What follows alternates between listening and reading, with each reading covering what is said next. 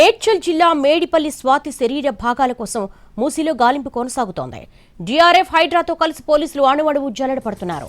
మహేందర్ రెడ్డి పారేసిన చోటు నుంచి 10 కిలోమీటర్ల దూరం వరకు నిన్నంతా గాలించారు. అయినా దొరకలేదు. దాంతో ఇవాళ కూడా మరోసారి మూసీలో వెతుకుతున్నారు. వరద ఉధృతి ఎక్కువగా ఉండడంతో దూరంగా కొట్టుకుపోయి ఉండొచ్చని భావిస్తున్నారు.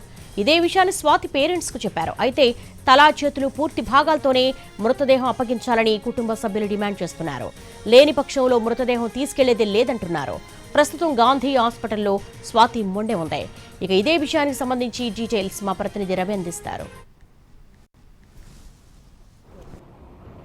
మేడిపల్లిలో భర్త చేతిలో హతమైన స్వాతి శరీర భాగాల కోసం మూసీ వద్ద ఇంకా గాలింపు కొనసాగుతోంది. అటు మేడిపల్లి పోలీసులతో పాటు డిఆర్ఎఫ్ టీమ్స్ హైడ్రా మూసీ కాలువలో నిన్నటి నుంచి గాలిస్తున్నారు. నిన్న చీకటి పడే వరకు గాలించిన ఎక్కడా స్వాతి శరీర భాగాలకు సంబంధించినటువంటి ఆనవాళ్ళు కూడా గుర్తించలేకపోయారు.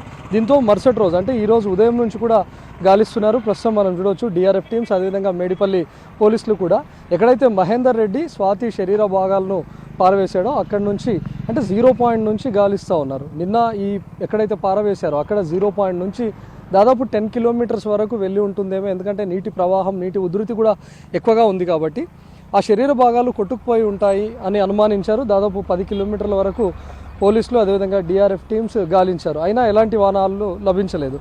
మరోసారి ఈరోజు కూడా స్టార్టింగ్ పాయింట్ నుంచే వీళ్ళ గాలింపు మొదలైంది. 3 కవర్లలో చుట్టి వేశాడు అని మహేందర్ రెడ్డి చెప్పాడు.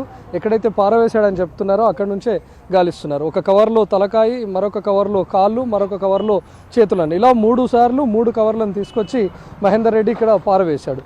ఎప్పుడైతే స్వాతిని ఇంట్లో హత్య చేశాడో తను వెంట తెచ్చుకున్నటువంటి హాక్సా బ్లేడ్తో ముందే కొని పెట్టుకున్నటువంటి హాక్సా బ్లేడ్తో